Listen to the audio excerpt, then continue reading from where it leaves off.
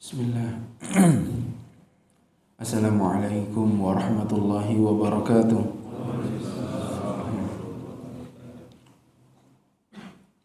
Alhamdulillahi rabbil alamin.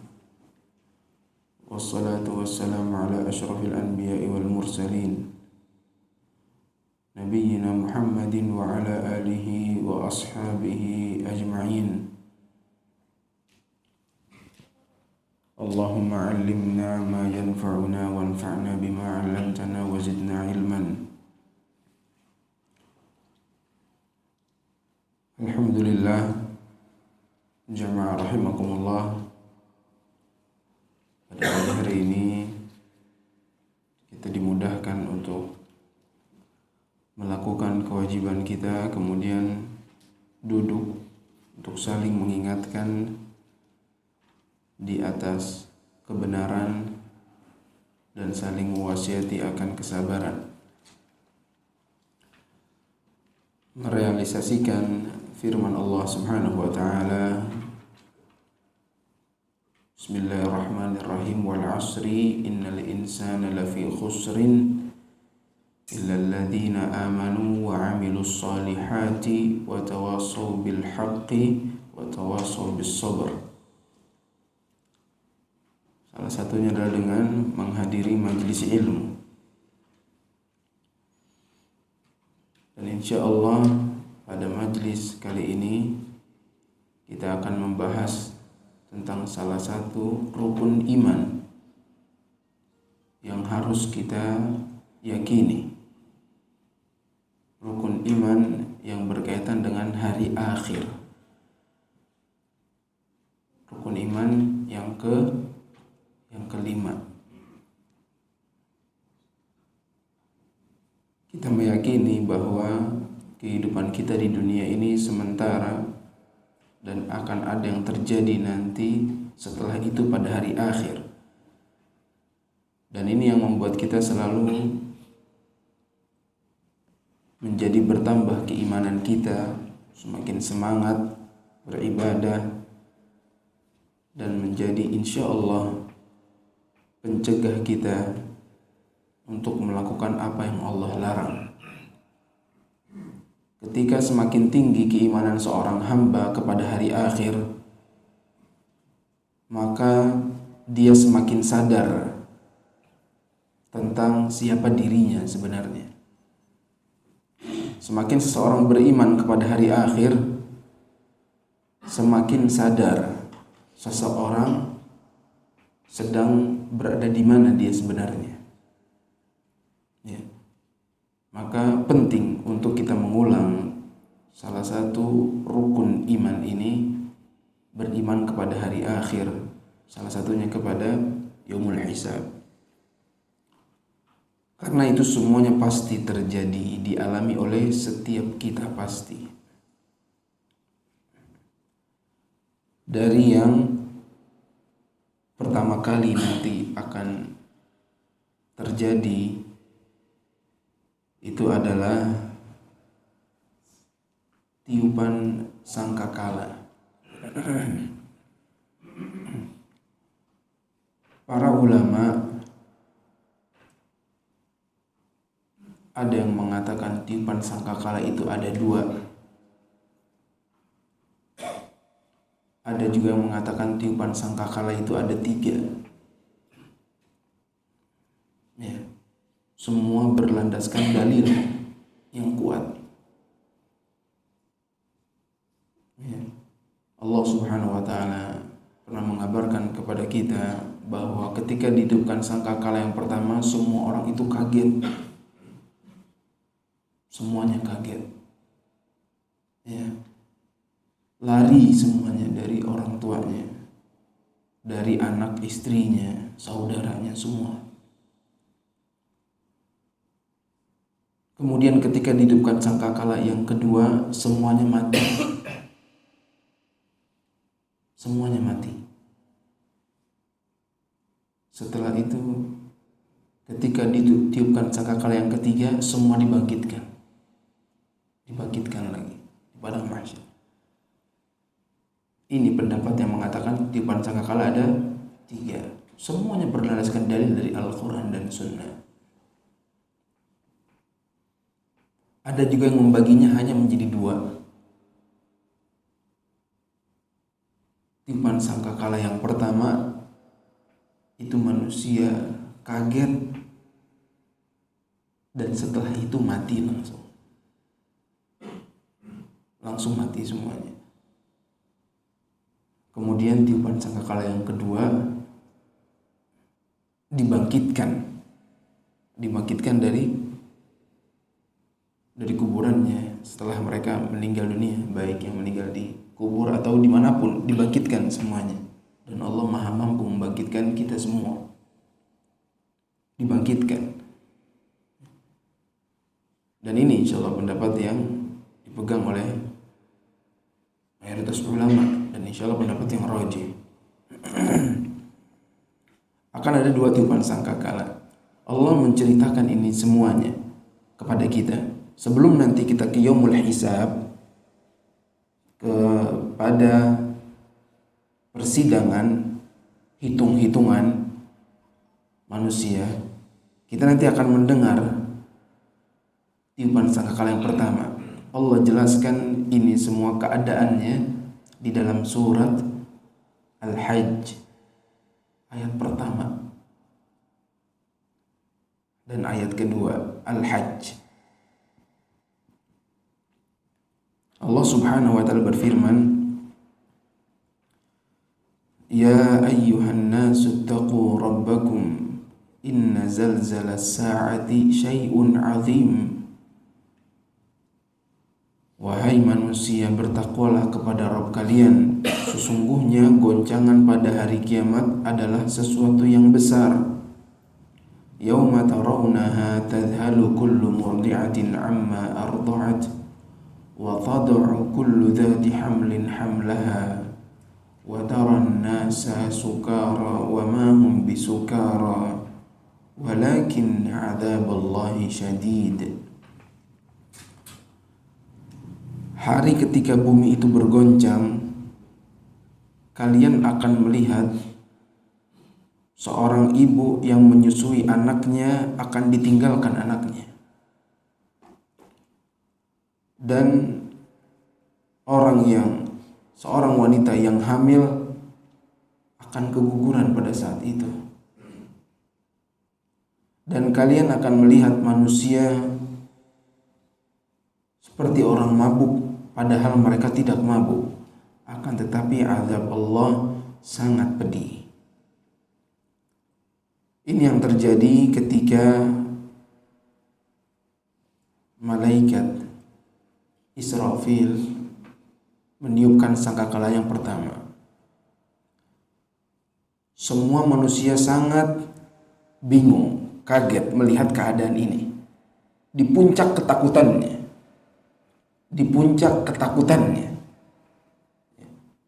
Gak mungkin ada seorang ibu yang sangat sayang sama anaknya ditinggal anaknya, gak mungkin. Kecuali sudah sampai puncak rasa takutnya, ditinggalin anaknya. Ya. Sampai orang yang hamil jatuh kandungannya. Dan manusia seperti orang mabuk padahal gak mabuk.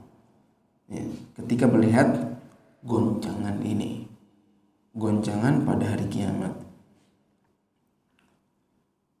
semuanya nggak peduli dengan satu sama lain, sebagaimana yang Allah gambarkan juga dalam surat Abasa.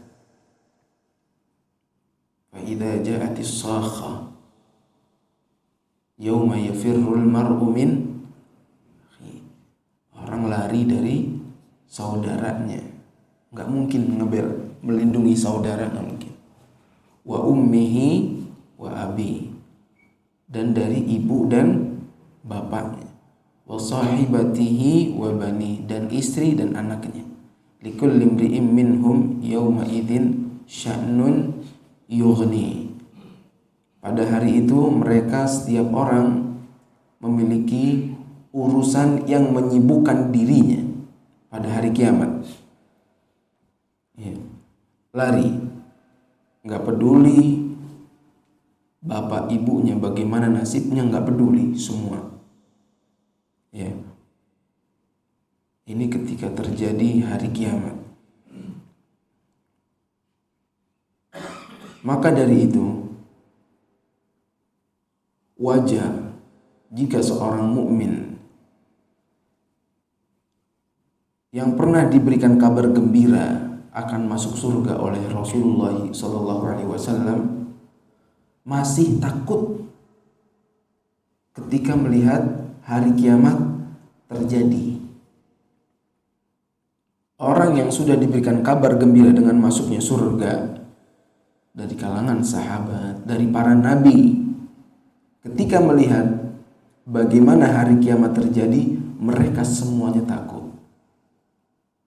Walaupun sudah dijanjikan surga. Bagaimana dengan manusia yang lainnya yang belum pernah dijanjikan surga, pasti lebih khawatir pada hari itu. Ketika melihat kejadian itu, meninggal, dibangkitkan lagi di padang mahsyar, manusia semuanya dalam keadaan khawatir. Ya, bahkan para nabi semuanya khawatir. Ketika dibangkitkan semua menunggu dihisab. Ini momen-momen yang paling mengkhawatirkan bagi setiap manusia. Menunggu dihisab oleh Allah Subhanahu wa taala. Semuanya bangkit dalam keadaan terlanjang, enggak pakai alas kaki, belum disunat, semuanya dibangkitkan.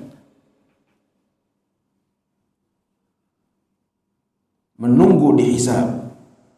Lama sekali.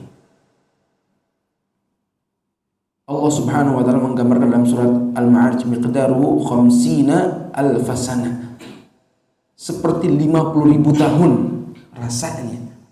Menunggu nasibnya ini bagaimana ke depan. Sangat lama, sangat gundah semua manusia. Yang paling gundahnya menunggu dihisab. Sampai ada yang berpikir pada saat itu manusia, saya mau pergi ke surga atau neraka, yang mana saja, yang penting dihisab dulu. Semuanya menunggu nasibnya masing-masing, menunggu. Ya, padang mahsyar, matahari pada saat itu 1 mil. Sekarang berapa mil matahari? Ada yang tahu? Panasnya lumayan, 1 mil.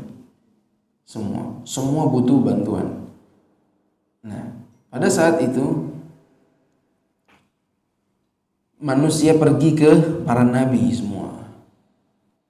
Pada saat itu di padang mahsyar, pergi ke Nabi Adam. Engkau adalah nabi pertama yang diutus oleh Allah Subhanahu wa taala, bapaknya manusia.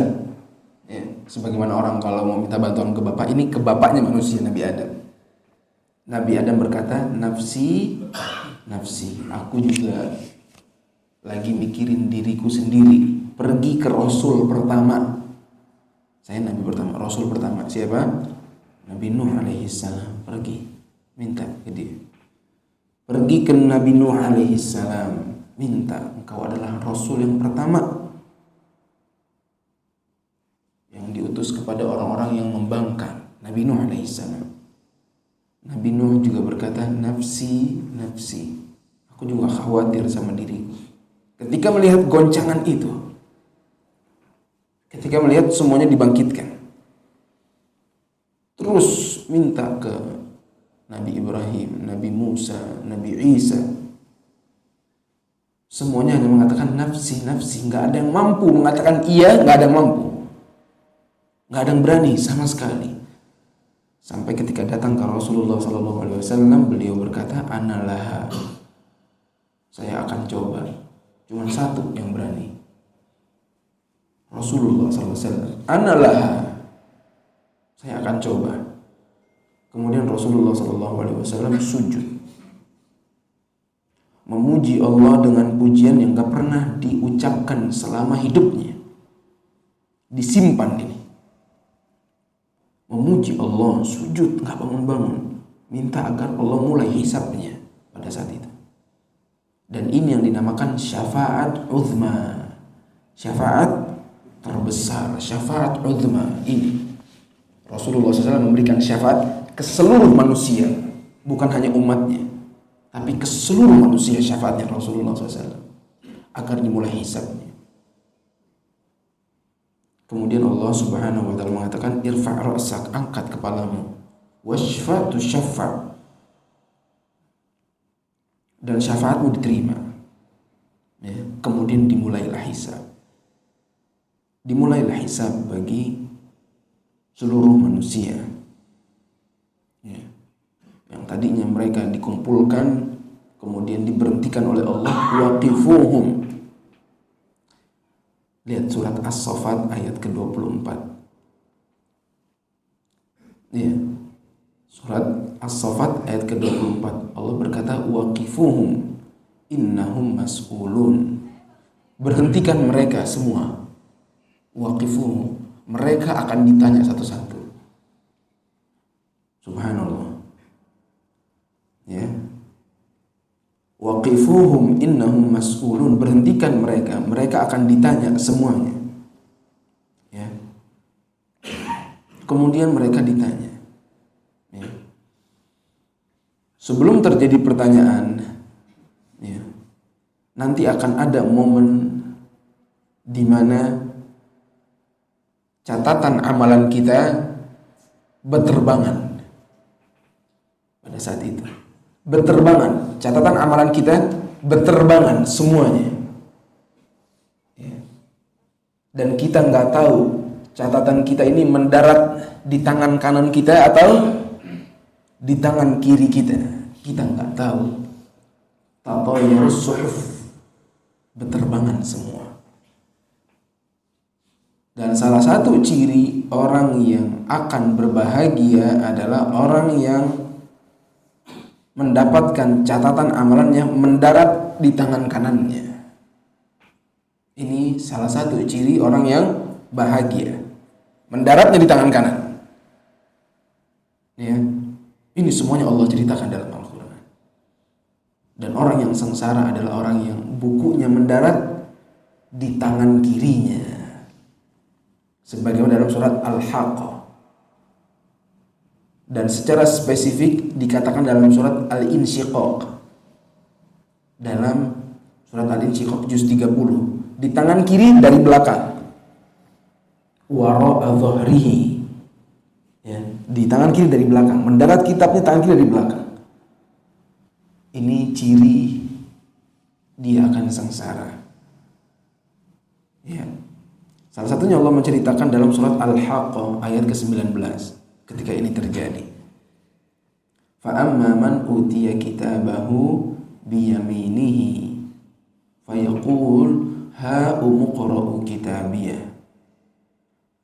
Adapun orang-orang yang bukunya itu mendarat di tangan kanannya, dia akan berkata, ha'umuqra'u kitabiyah. Nih, bacalah bukuku. Dia bilang ke orang-orang, nih baca bukuku. Mendarat di tangan kanannya. Dia senang suruh orang-orang baca bukuku. Ya. Mendarat di tangan kanan. Inni dzanantu anni mulaqin hisabiyah. Aku dulu beriman dengan hari ini. Aku dulu di dunia beriman, aku akan mendapati hari ini. Fahuwa fi 'isyatir radiyah, dan dia berada dalam kehidupan yang dia senangi di akhirat. Ya, aku dulu yakin akan datang hari ini, hari hisab. Maka dia nggak sembarangan. Dia beramal soleh banyak, di bukunya amal solehnya banyak, istighfarnya banyak, sholatnya banyak, sedekahnya banyak. Ya, dia yakin. Sebagaimana dikatakan oleh Aisyah radhiyallahu anha, salah satu orang yang bahagia nanti di akhirat, yang mendapati bukunya banyak istighfar. Kata Aisyah radhiyallahu anha, salah satu orang yang bahagia pada saat itu, di saat semuanya khawatir, merasa gundah, orang yang bahagia adalah liman wajada fi sahifatihi istighfaran katsira. Orang yang mendapati di bukunya banyak istighfar. Subhanallah. Berbanyak istighfar. Biar kita bahagia pada hari itu. Semuanya khawatir pada saat itu. Biar bahagia, salah satunya dikabarkan oleh ibunda kita. Istighfar. Dan ini dilakukan oleh suri tauladan kita, Rasulullah SAW. Minimal sehari 70 sampai 100 kali minimal. Ya, itu wajib duduk, nggak pagi nggak sore, wajib. Itu minimal. Ya.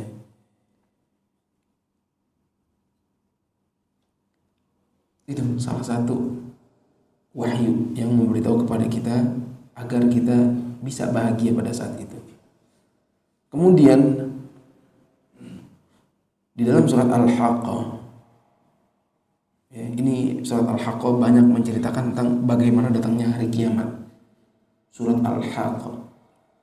Di dalam ayat yang ke-25 Allah Subhanahu wa taala berfirman, "Wa amma man utiya kitabahu bishimalihi." Adapun orang-orang yang mendapati kitabnya dengan tangan kirinya. Dalam surat Al-Insyiqaq, wara'a dhahrihi, di belakang punggungnya, begini ambilnya. Ya, jadi tangan kiri dari belakang. Fayaqulu ya laitani lam uta kitabiyah. Dia akan berkata, seandainya aku nggak dapat buku ini. Ya, dia akan menyesal. Ya, kemudian dia akan mendapatkan balasan yang buruk ketika dia mendapati kitabnya dengan tangan kirinya. Ya, makanya salah satu doa baik, ya, orang Arab yang pernah saya lihat langsung adalah mendoakan, mudah-mudahan ente dapat kitab dengan tangan ente nih. Ketika salaman, semoga Allah menjadikan kitab ente di sini, maksudnya di tangan kanan ente. Salah satu doa baik, ya, yang dibutuhkan oleh setiap manusia. Semoga Allah berikan kitab ente di tangan kanan. Ya. Itu salah satu doa baik yang pernah saya dengar. Itu terjadi pembagian kitab. Setelah itu, disinilah terjadi mizan. Nah, di sini timbangan. Ya, akan ditimbang. Itu tadi bukunya semua akan ditimbang.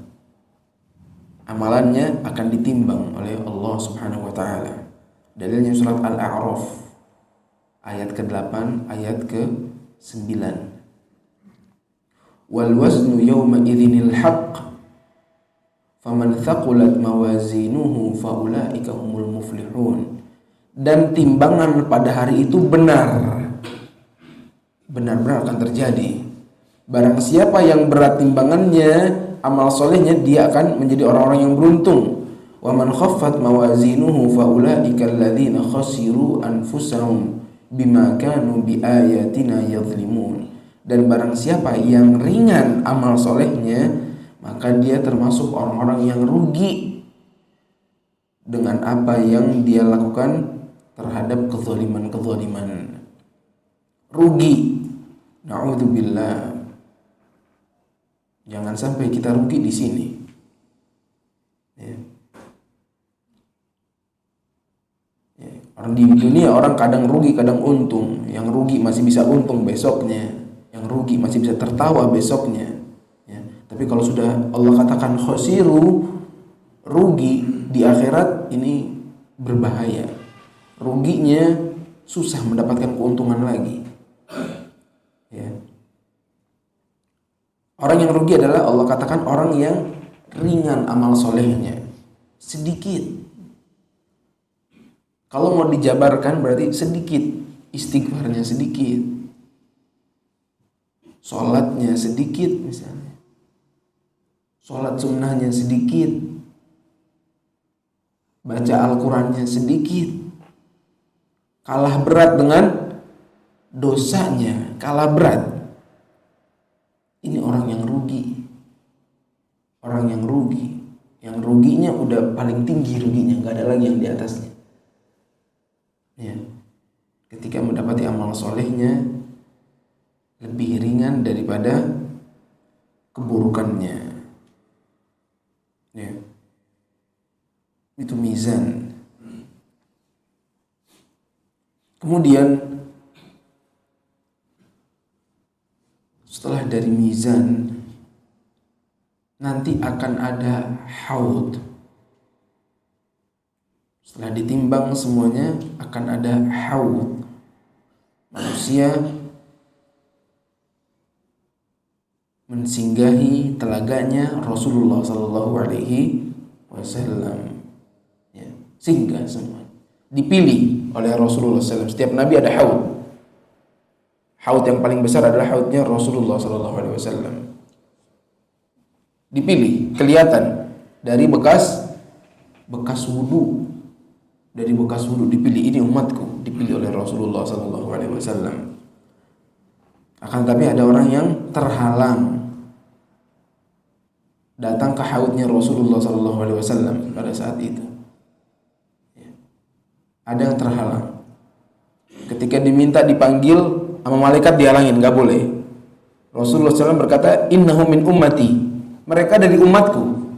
Aku melihatnya dari bekas wudhu. Mereka dari umatku. Kemudian malaikat berkata, innaka la tadri ma ahdatsu ba'dak. Engkau tidak tahu apa yang mereka adakan setelah engkau wafat.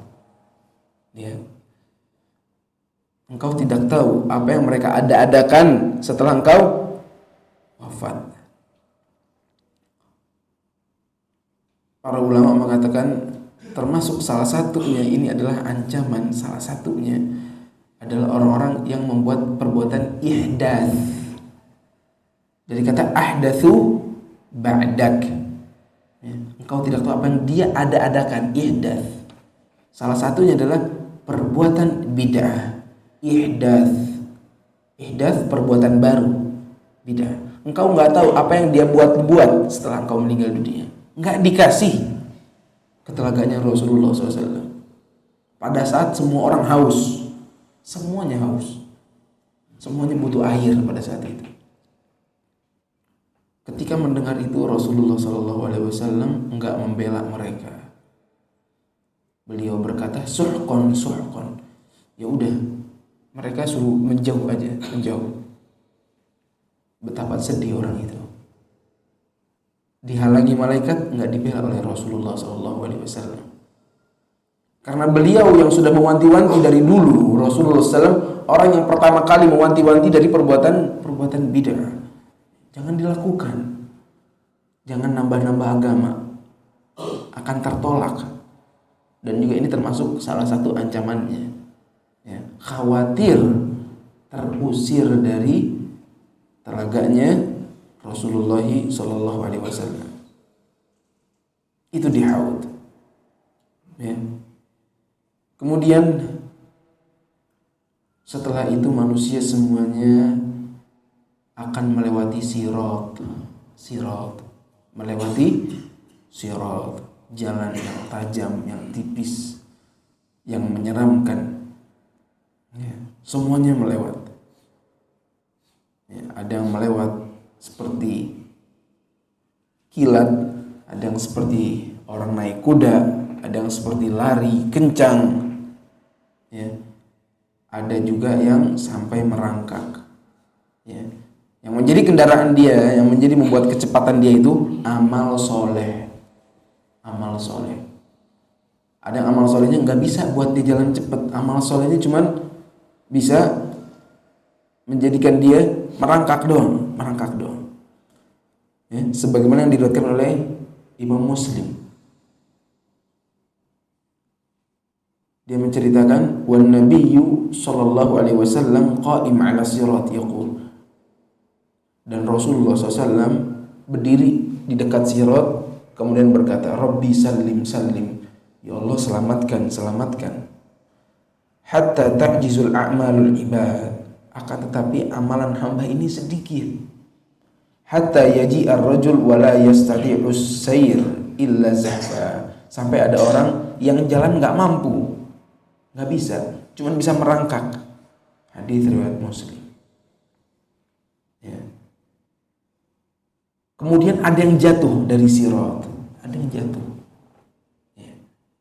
Padahal Rasulullah SAW sudah minta kepada Allah, Rabbi salim, salim. Ya Allah selamatkan, selamatkan.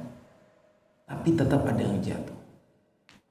Di sini menandakan bahwa enggak semua permintaan Rasulullah SAW terkabulkan.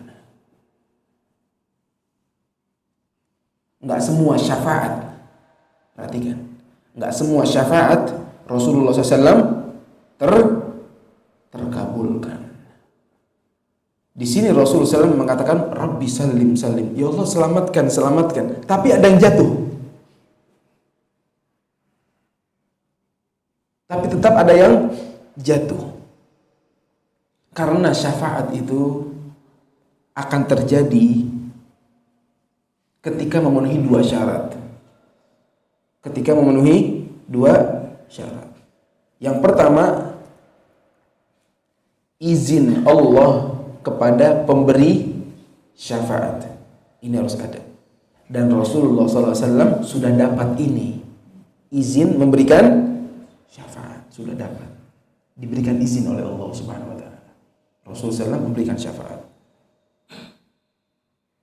Yang kedua adalah ridho Allah terhadap yang diberikan syafaat. Nah,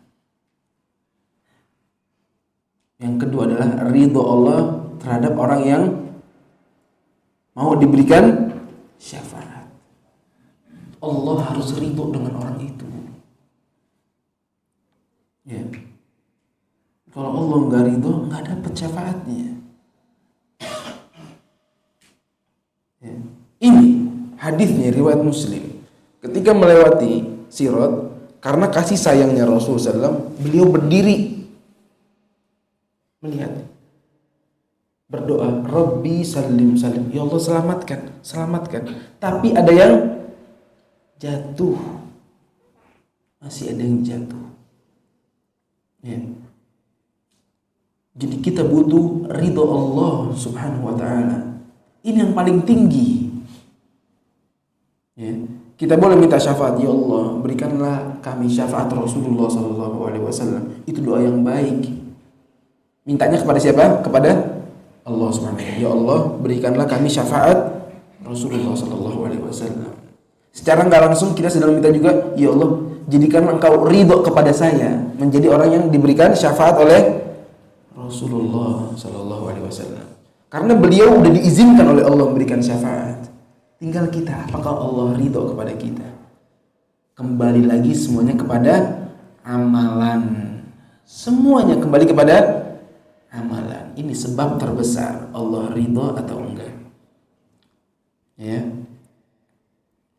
Kita harus memiliki amal soleh yang menjadikan Allah nanti ridho kepada kita semua. Ya.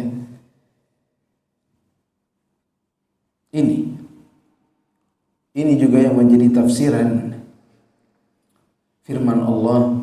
Allah Subhanahu wa ta'ala berfirman, yauma la yanfa'u malun wala banun illa man atallaha biqalbin salim. Hari yang dimana tidak ada manfaatnya harta dan juga anak. Lihat, anak gak bermanfaat kecuali bagi orang yang datang dengan hati yang selamat. Maksudnya apa? Kalau orang amalannya nggak ketolong, anak ini nggak bisa ngasih manfaat. Amalannya nggak ketolong. Maksudnya itu ayat ini. Hari nggak bermanfaat, anak dan harta. Anak itu bisa meninggikan derajat nanti di akhirat. Ya, tapi kata Allah Subhanahu wa ta'ala nggak bermanfaat. Salah satunya bagi orang yang tidak amal solehnya nggak bisa mengangkat dirinya. Semuanya tetap kembali ke amal soleh. Walaupun ada yang memberikan syafaat nanti ada, tapi kalau Allah nggak ridho nggak akan dapat syafaat. Ya. Dalilnya mana? Dalilnya ada dalam surat An-Najm. Allah Subhanahu wa taala berfirman, "Wa kam min malakin fis samawati la tughni syafa'atuhum syai'an illa min ba'di ay ya'dzana Allah Allah liman yasha wa yarda." Ya. Kalau surat An-Najm di Al-Qur'an paling bawah tuh ayatnya. Ya. Semuanya nggak bisa memberikan syafaat pada saat itu, siapapun, kecuali bagi orang yang Allah berikan izin berikan syafaat dan Allah ridho kepada orang yang akan mendapatkan syafaat. Ya, nah ini penting bagi semua. Kemudian setelah melewati sirat, ada sebuah tempat sebelum masuk ke dalam surga dan neraka. Ini yang orang di tempat ini, ya, dia sudah tersaring, tinggal orang-orang yang beriman saja. Orang-orang kufar sudah jatuh, ya, dan orang-orang yang amal solehnya sedikit sudah jatuh. Kemudian tinggal orang-orang yang beriman, yang amal solehnya menyelamatkan dia di sirat, tapi belum menjamin dia masuk surga. Ada satu tempat penyaringan, pembersihan dosa di sini. Di situ terjadi pengadilan yang kedua, pengadilan antara manusia dengan urusan sesama manusia di dunia yang belum kelar. Di sidangnya di situ, ya. Qisas, hari pembalasan, ya. Setiap orang akan mendapatkan balasan dari setiap amalannya, terutama sesama manusia. Di sini akan diadili semua. Sampai domba yang berantem di situ diadilin. Binatang aja diadilin. Bagaimana? Manusia diadilin. Yang pernah mencela orang di sini diambil pahalanya di sini. Dia bawa pahala banyak. Makanya dikatakan Rasulullah SAW, nanti akan ada orang yang bangkrut, muflis, karena dia bawa pahala banyak, tapi di situ dia bangkrut. Setelah melewati sirat, dia bangkrut di situ, pahalanya dibagi-bagi ke orang. Kenapa?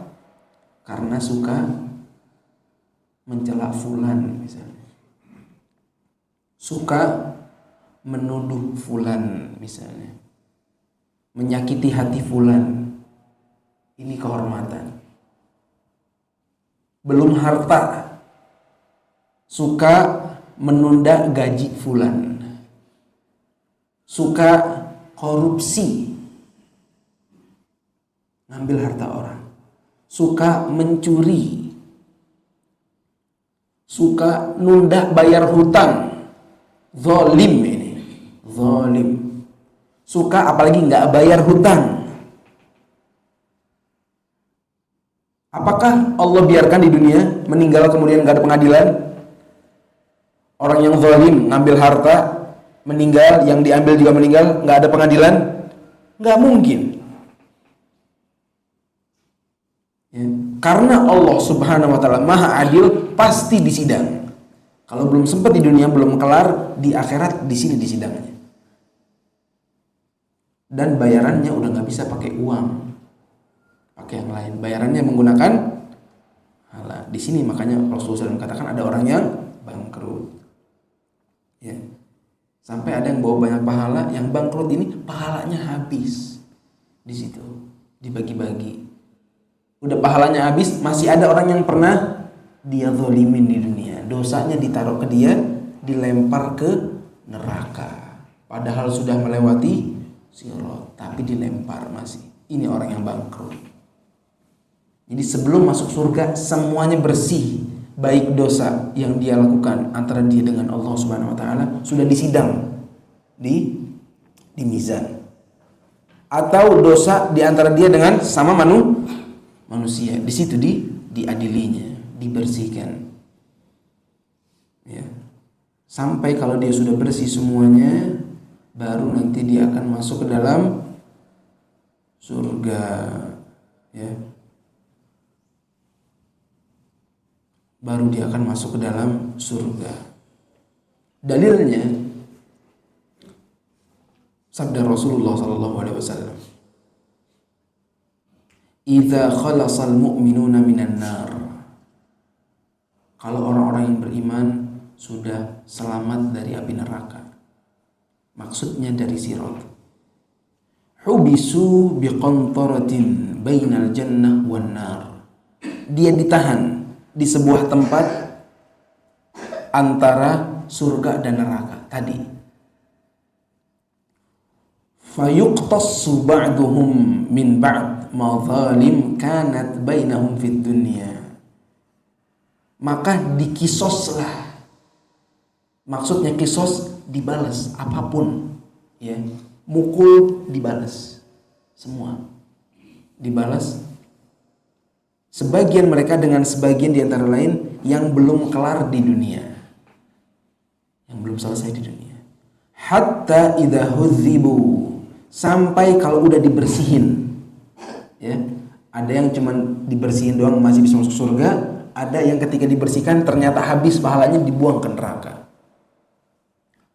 Hatta idza hudzibu, sampai kalau sudah dibersihin, wa nuqqu udzina lahum fi dukhulil jannah, baru diizinkan masuk ke dalam surga. Ini dia prosesnya.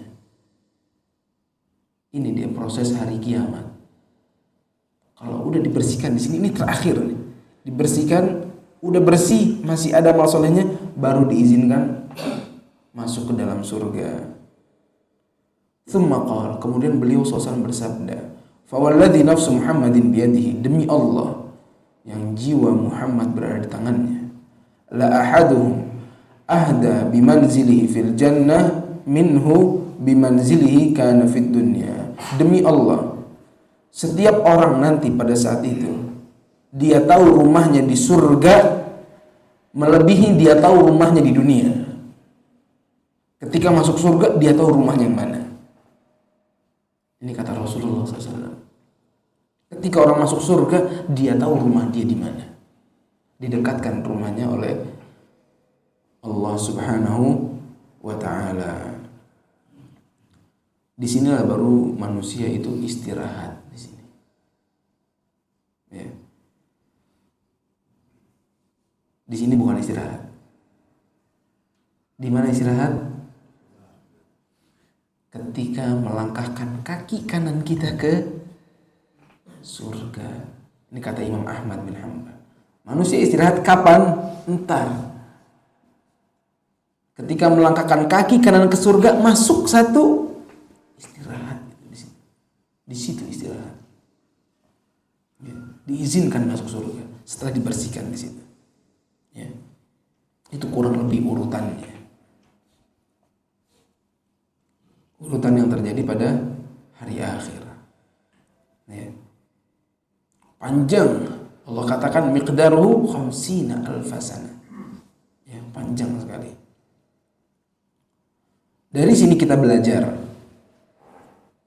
bahwa salah satu hal yang menjadi penentu kita itu adalah sebab kita bahagia atau enggak amal soleh. Amal soleh. Ya. Kita punya orang-orang yang akan membantu kita, anak kita, keturunan kita. Ya. Ada juga misalnya mati syahid dari keluarga kita, dia memberikan syafaat. Iya, yang memberikan syafaat itu banyak nanti, bukan hanya nabi dan rasul, bahkan orang-orang soleh yang amalnya baik bisa memberikan syafaat. Tapi masalahnya Allah ridho gak sama kita, kita dapat syafaat itu. Ya.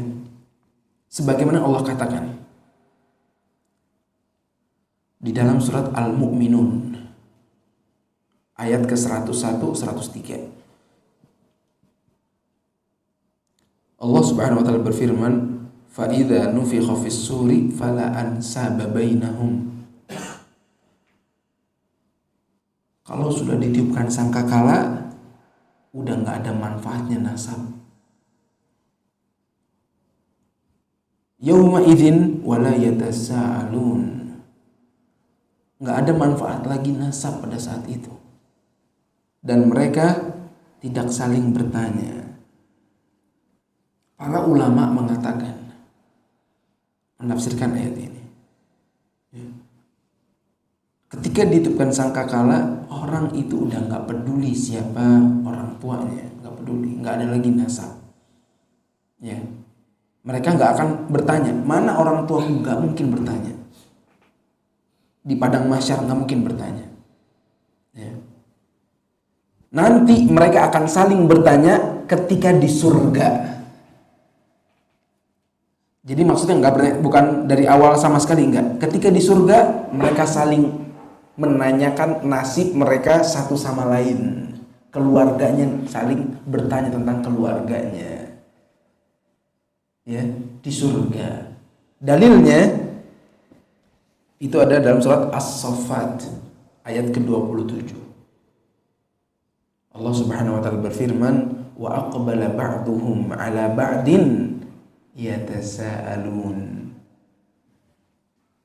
Dan mereka nanti ngobrol di surga, saling bertanya, ya, bertanya keluarga, ya, bertanya. Akan bisa seseorang memberikan syafaat kepada keluarganya, ya, untuk masuk ke dalam surga dengan dua syarat tadi. Jika Allah ridho, dia dapat syafaatnya. Ada orang yang harusnya masuk neraka, nggak jadi, ada dengan syafaat. Yang harusnya masuk neraka nggak jadi karena syafaat, ada. Ya, karena Allah berikan izin, dan yang diberikan syafaat Allah ridho keluar dari neraka, ada. Itu syafaat juga. Ada juga syafaat anak kepada orang tuanya, masuk dalam surga semua, tapi ditinggikan orang tuanya. Surganya levelnya segini, tapi karena anaknya semakin tinggi, itu syafaat juga. Itu dari anak, bisa naik semakin tinggi. Ya. Ada yang memberikan orang tuanya mahkota bagi anak-anaknya menghafalkan Al-Quran. Surga ditinggikan orang tuanya. Itu termasuk bentuk-bentuk syafaat nanti pada hari kiamat. Ya.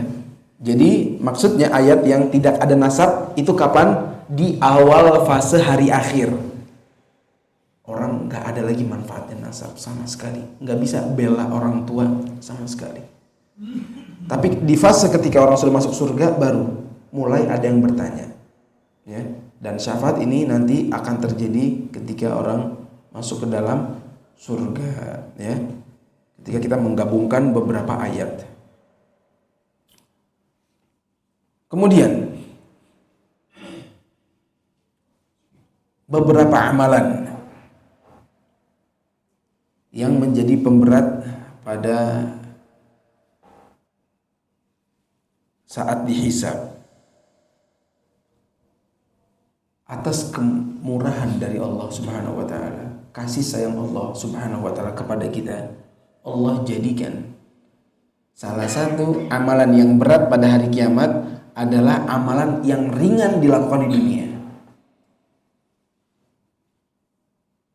Salah satu bentuk kasih sayang Allah kepada kita menjadikan amalan yang berat timbangannya pada hari kiamat, ya, itu adalah amalan yang ringan kita lakukan di dunia. Salah satunya adalah apa? Berzikir. Allah jadikan ini berat timbangannya pada hari kiamat. Ya. Dalilnya banyak. Salah satunya adalah yang diriwayatkan oleh Abu Hurairah radhiyallahu anhu, Rasulullah sallallahu alaihi wasallam bersabda, kalimatani khafifatani 'alal lisan, thaqilatani fil mizan, habibatani ilar rahman, subhanallah wa bihamdi, subhanallahil azim. Dua kalimat ringan di lisan, berat di timbangan, dicintai oleh Rahman, subhanallah wa bihamdi, subhanallahil azim. Lihat, Ini kasih sayang Allah. Tapi hanya bisa ditangkap oleh orang yang diberikan taufik memanfaatkan ini. Enggak cuma masuk kanan keluar kiri, enggak. Diamalkan ini. Karena berat di timbangannya. Saya mau menjadi orang-orang yang beruntung. Salah satunya mengamalkan zikir ini. Ya, hadis riwayat Bukhari dan Muslim. Manfaatkan. Ini buah dari majelis ilmu, yaitu amal. Bukan cuma wawasan. Bukan cuma, tapi amal. Salah satunya ini. Perbanyak mengucapkan zikir subhanallah bihamdi subhanallahil azim. Kemudian zikir yang lain yang berat, yang besar timbangannya, yang diriwayatkan oleh istrinya Rasulullah SAW, Juwairiyah bintul Harith. Dia berkata, anna Nabiyya sallallahu alaihi wasallam kharaja min indiha bukratan hina shalla subha wa hiya fi masjidiha. Istrinya Rasulullah SAW, Juwairiyah berkata, Rasulullah SAW keluar dari rumahnya untuk sholat subuh. Dari rumahnya. Dan Juwairiyah ini ada di tempat musallanya. Ya. Perempuan itu punya musallanya di rumahnya. Di sejadahnya diam duduk. Berarti sedang setelah mungkin sholat malam, kemudian nunggu subuh. Istrinya Rasulullah SAW. Thumma raja'a an adha. Kemudian Rasulullah SAW pulang sudah mulai duha. Syuruk lah bahasa kita. Syuruk. Pulang dari masjid sudah terbit duha. Awal syuruk itu awal duha. Pulang setelah dari masjid. Wahiyya jalisa, dan istrinya masih duduk di situ. Masih di tempat musallanya. Faqala, Rasulullah SAW berkata, ma zilti 'alal halil lati faraqtuki 'alaiha. Apakah kamu duduk dari tadi, dari sebelum aku jalan ngelihat kau duduk sampai aku pulang masih dari tempat tadi, masih di posisi ini? Qalat na'am. Perempuan ini, istrinya Rasulullah berkata, iya. Pasti ngapain kau duduk di atas sajadah itu? Berzikir. Setelah sholat berzikir sampai menjelang syuruk juga. Kemudian Rasulullah SAW berkata, laqad qultu ba'daki. Ikutin ucapanku. Ya. 4 kalimat 3 kali. Kalau ditimbang lawuzinat bima qulti mundzul yaum lawazantuhunna. Kalau ditimbang, nah, perhatikan ini saksi inti pembahasannya. Kalau ditimbang dengan ucapanmu dari tadi, dari sebelum subuh sampai syuruk, ini timbangannya bisa sama timbangannya, ya, dengan 3 kalimat ini, ya, yaitu subhanallah wa bihamdihi adada khalqihi wa ridha nafsihi wa zinata arshihi wa midada kalimati. Baca 3 kali, ya.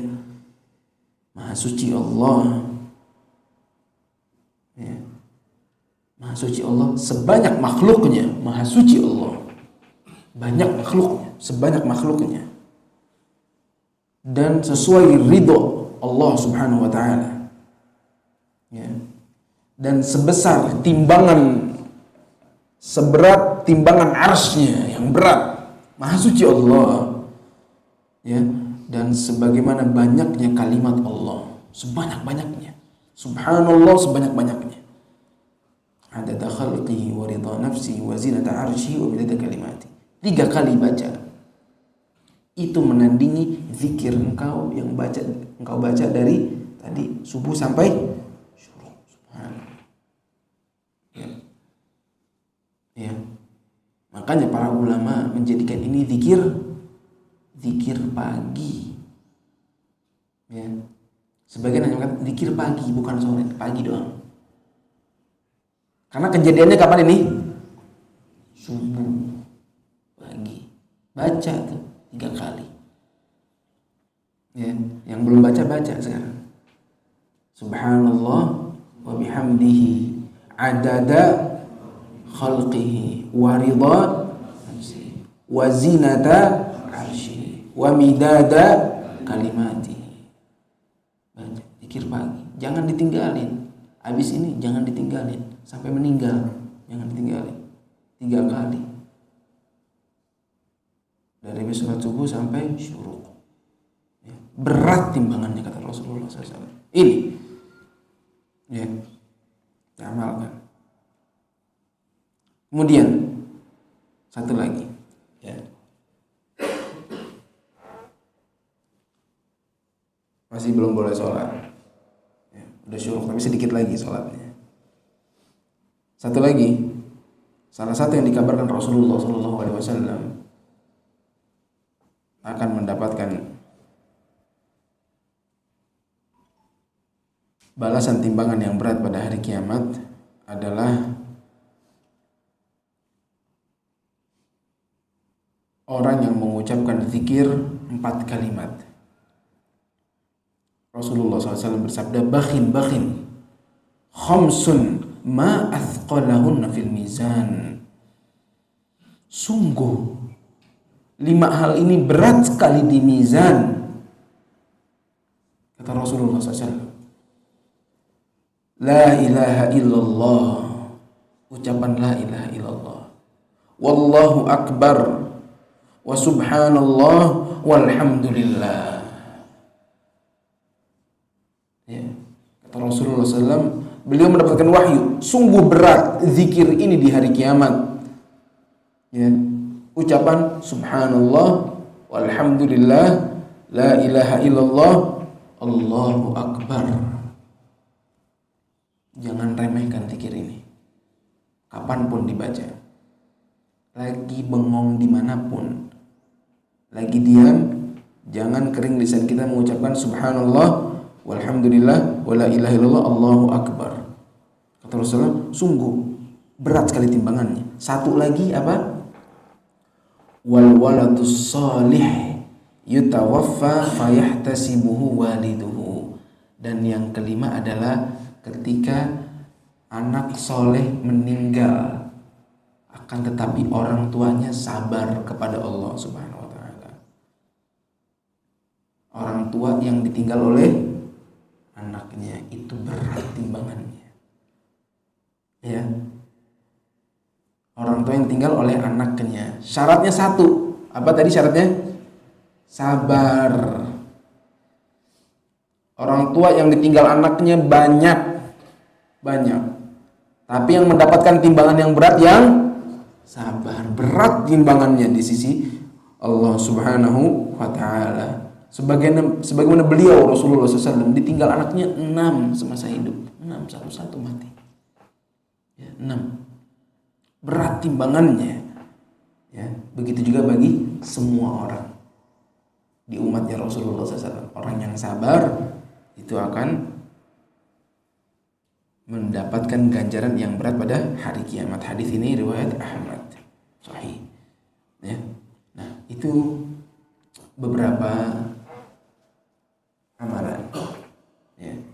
Fase yang terjadi pada hari kiamat dan amalan yang dikabarkan bahwa timbangannya berat pada hari kiamat. Ya. Kurang lebih ini yang bisa kita kaji. Barangkali ada yang mau bertanya sebelum ini selesai.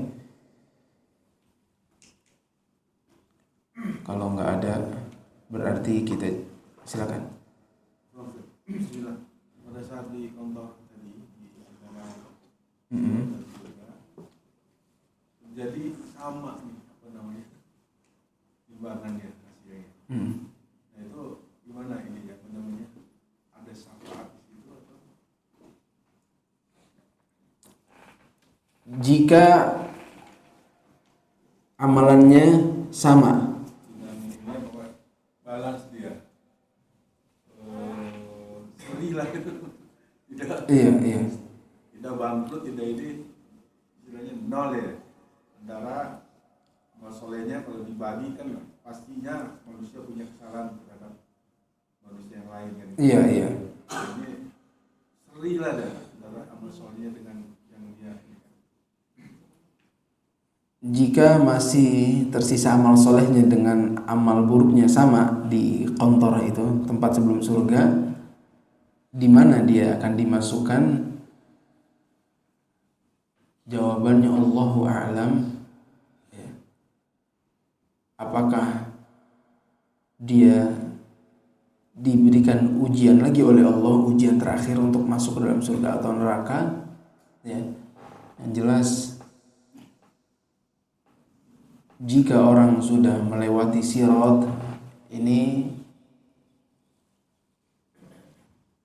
dilihat dari hadis bahwa keburukannya itu udah nggak ada ketika melewati sirat. Ya, tinggal dilihat ini amal solehnya ini, dia masih tersisa nggak untuk masuk ke dalam surga. Ya. Atau jika masih ada, jika itu sama, saya tidak tahu apakah kemana nasib orang ini jika sama. Allahu a'lam. Allahu a'lam. Masuknya ke dalam surga atau dilemparkan ke dalam neraka, Allahu a'lam. Ya. Yang sampai kepada saya, yang saya pelajari, bahwa jika amal solehnya sampai habis dilemparkan neraka, jika masih ada, dia akan dimasukkan ke dalam surga. Ya. Jadi saya nggak tahu jawabannya. Allahu a'lam. Ada lagi? Ya. Assalamualaikum. Waalaikumsalam. Masih ada kaitannya dengan iman, yaitu qadarullah, takdir, yang mana ini sudah tercatat dalam satu kitab agung Allah Subhanahu wa taala di Lauhul Mahfuz. Nah, ini apakah ada korelasinya, ada hubungannya antara kitab ini atau Lauhul Mahfuz ini dengan amal soleh kita? Karena kita sudah takdir. Ini perbuatan kita. Nah, ini kan apakah ada hubungannya atau bisa dikatakan ada segitiga antara Lauhul Mahfuz, istiraj dengan kita punya amal soleh? Ini bisa dibikin segitiga. Nah, ini bagaimana kira-kira definisi dari Pak Ustaz? Barakallahu fiik. Iya, di Lauhul Mahfuz itu dituliskan semua apa yang akan kita lakukan. Ya, sebelum kita berada di muka bumi 50.000 tahun, dituliskan. Semua amal solehnya juga sama, dituliskan.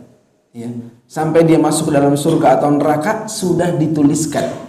Semuanya sudah dituliskan. Ya, apa yang akan kita lakukan sudah tertulis. Allah Subhanahu wa taala sudah tahu apa endingnya. Ya. Semuanya sudah dituliskan, amal solehnya, ya. Dia berbuat maksiat, ya. Tapi sama sekali yang terjadi tidak ada paksaan dari Allah seakan-akan kita robot. Ya, enggak. Kita diberikan kehendak oleh Allah Subhanahu wa taala untuk memilih. Ya, karena kita nggak tahu apa yang ada di Lauhul Mahfuz, kita nggak tahu. Kita kemana nih? Ke surga atau ke neraka? Kita tahu nggak? Nggak tahu. Kita maunya kemana? Ya udah, cocokin diri kita. Ya. Sesuaikan diri kita biar kita dimudahkan untuk masuk ke dalam surga. Ya, kita nggak tahu. Sekarang kita ke depan tahu nggak bisa jadi orang kaya atau enggak? Nggak tahu. Tapi kita maunya cukup, betul nggak? Makanya kita bekerja, berusaha. Kenapa kalau akhirat terkadang ada sebagian orang, terkadang giliran dia mau di dunia, mau sukses, dia mau bekerja. Giliran akhirat nanya, bisa jadi saya neraka. Ya, saya nggak mau beramal deh. Ya. Giliran di dunia dia mau bekerja, giliran untuk akhirat, ya maunya lihat ntar. Kita nggak tahu kemana, tapi kita maunya baik. Sebagaimana Allah katakan dalam surat Al-Lail, fa amma man a'ta wattaqa wa saddaqa bil husna. Apa kata Allah Subhanahu wa taala? Fasanuyassiruhu lil yusra. Barang siapa yang memberikan dan bertakwa, kemudian mengakui kebaikan ini datangnya dari Allah, akan dimudahkan bagi dia untuk melakukan amalan soleh. Yusra di sini untuk melakukan perbuatan baik. Ya, orang yang berusaha bertakwa, bersedekah, Allah akan mudahkan jalan buat dia. Sebaliknya, wa amma man bakhila wastaghna, orang yang bakhil dan merasa cukup dari karunia Allah, wa kadzdzaba bil husna, dan berdusta dengan kebaikan dari Allah, fasanuyassiruhu lil usra, maka kami akan berikan jalan kepada kesulitan. Nah, lihat dari sini, ya, kita diberitahu oleh Rasulullah SAW, semuanya memang tertulis, tapi kita nggak tahu. Ya, semua tertulis, kita penduduk surga atau neraka, tapi kita nggak tahu. Kita mau yang baik, makanya kita datang ke masjid, kita sholat, ya, karena kita mau ujungnya baik, udah gitu. Ya, itu kurang lebih, ya, korelasi antara penulisan takdir dengan amal soleh. Ya, semuanya sudah tertulis, tapi kita nggak tahu. Jadi kita beramal sesuai kemampuan kita. Ya. Sampai sini, wallahu ta'ala a'lam. Subhanakallahumma bihamdik, asyhadu an la ilaha illa anta, astaghfiruka wa atubu ilaik. Wassalamualaikum warahmatullahi wabarakatuh.